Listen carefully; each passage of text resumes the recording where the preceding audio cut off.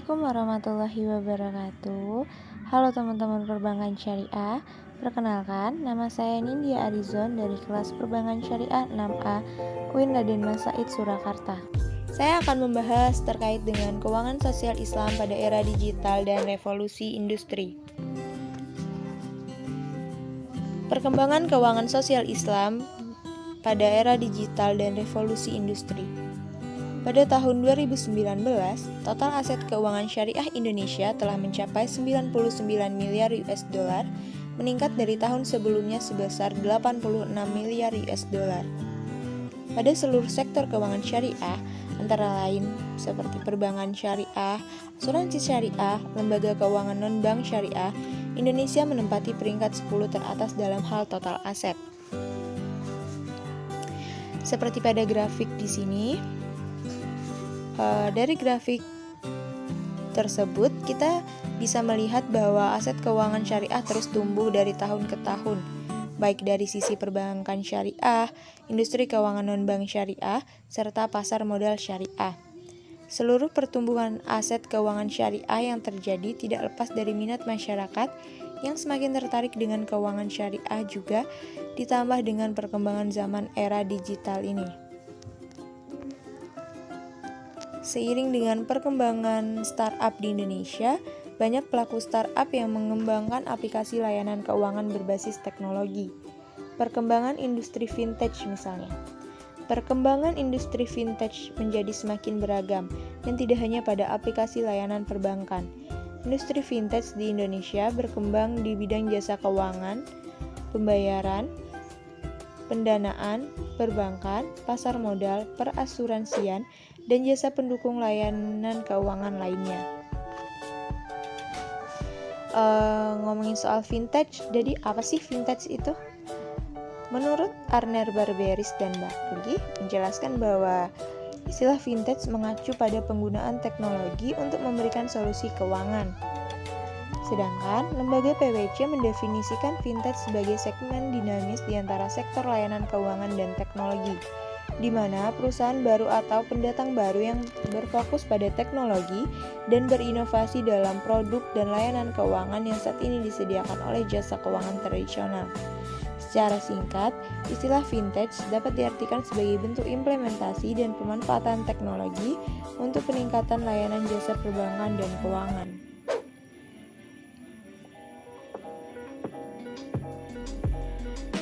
Secara umum, industri vintage di Indonesia dapat dikelompokkan menjadi 3 kelompok, yaitu sistem pembayaran, payment, pendanaan atau lending, dan vintage lainnya. Sistem pembayaran berkembang sebagai alat pembayaran non-tunai yang dapat digunakan untuk transaksi dengan merchant.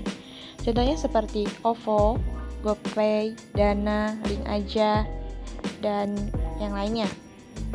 Pada pendanaan, untuk pelaku vintage di bidang lending di Indonesia dikelompokkan ke dalam beberapa bagian, yaitu yang pertama ada peer-to-peer lending. Platform ini menghubungkan peminjam atau debitur dan kreditur. Contohnya seperti Modalku, Investri, Amarta, Coinworks, dan lainnya. Kemudian yang kedua ada balance sheet lending. Platform yang memberikan pinjaman langsung dari dana mereka sendiri. Itu contohnya seperti Uang Teman, Julo, Tunai Kita, Dokter Rupiah. Yang ketiga ada penyedia pinjaman online atau online kredit.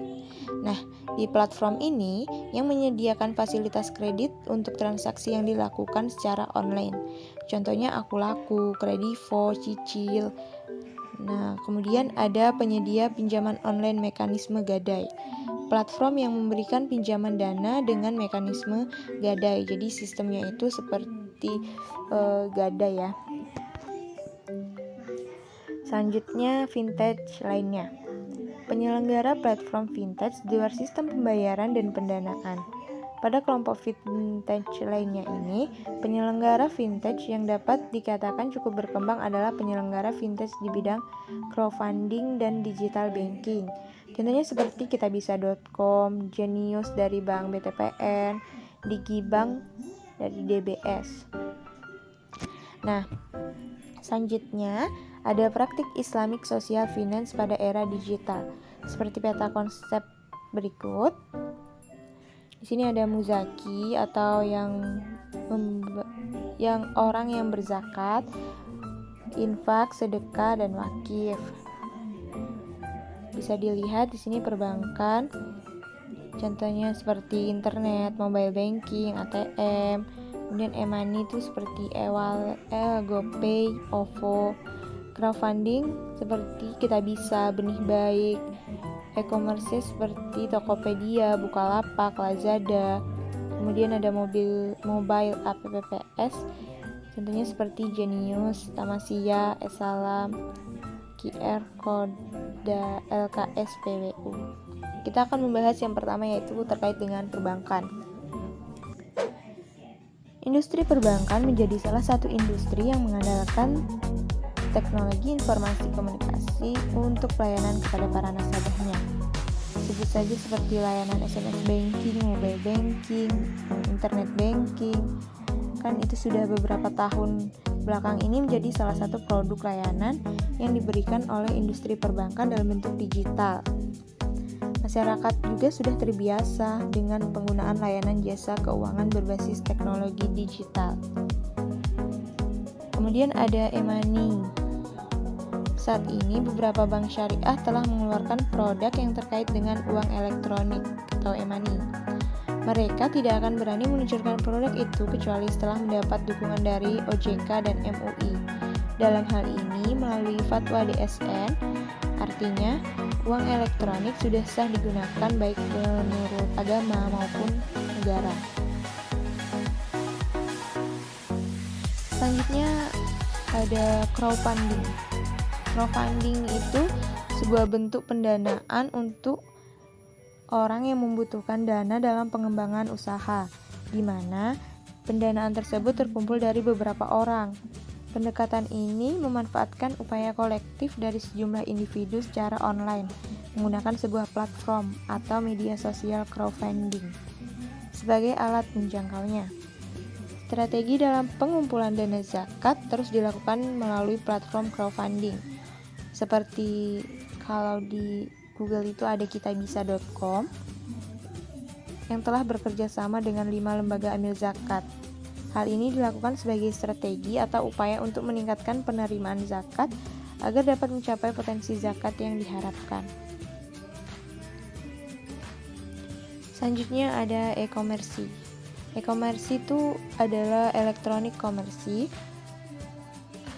yang merupakan kumpulan teknologi, aplikasi, dan bisnis yang menghubungkan perusahaan atau perseorangan sebagai konsumen untuk melakukan transaksi elektronik, pertukaran barang, dan pertukaran informasi melalui internet atau televisi, www, atau jaringan komputer lainnya.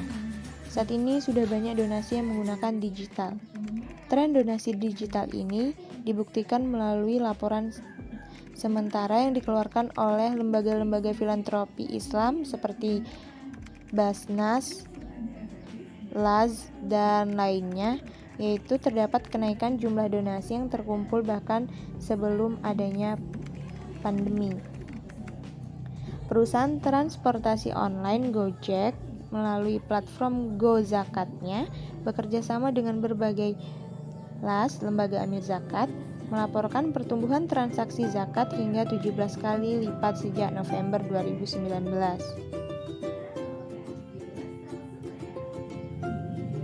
Kemudian ada mobile aplikasi.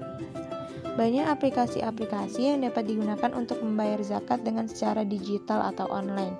Contohnya aplikasi Genius dari Bank BTPN. Aplikasi ini dapat digunakan untuk menyalurkan dana zakat, infak, sedekah.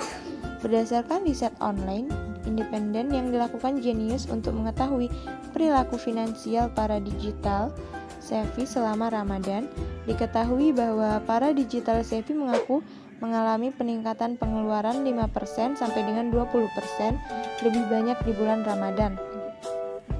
Sedangkan pada riset online independen lain yang Genius lakukan tahun lalu, 360 digital savvy mengakui adanya perubahan alokasi dana untuk kebutuhan yang berbeda. Sebanyak 84% digital savvy melakukan pengeluaran untuk berbuka puasa bersama. 81% diantaranya untuk membayar zakat, 70% mengaku mengalokasikan dana untuk membeli takjil, 66% untuk membeli baju lebaran, 50% masih tergoda diskon Ramadan, dan 49% menggunakannya untuk biaya mudik. Melihat tingginya alokasi dana untuk zakat di antara pengeluaran yang lain, Jenius bersama Basnas secara resmi menghadirkan kemudahan dalam membayar zakat dan memberikan donasi melalui program Paket Ramadan Bahagia atau PRB selama bulan Ramadan. Baik, dari hasil pemaparan materi tersebut, kesimpulannya, seiring dengan perkembangan zaman, keuangan syariah juga terus mengalami pertumbuhan.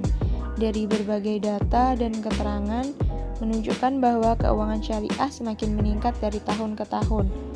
Hal ini tentu tidak lepas dari semakin majunya teknologi yang ada. Di era digitalisasi ini, segala sesuatu berjalan dengan lebih mudah, salah satunya informasi. Di bidang keuangan syariah bisa lebih mudah menyampaikan informasi melalui media sosial. Jadi, digitalisasi itu sangat penting, baik untuk kepentingan ekonomi maupun kepentingan yang lainnya. Baik, sekian penyampaian materi terkait dengan keuangan sosial Islam di era digitalisasi dan revolusi industri. Terima kasih. Mohon maaf jika ada salah-salah kata. Sekian, wassalamualaikum warahmatullahi wabarakatuh.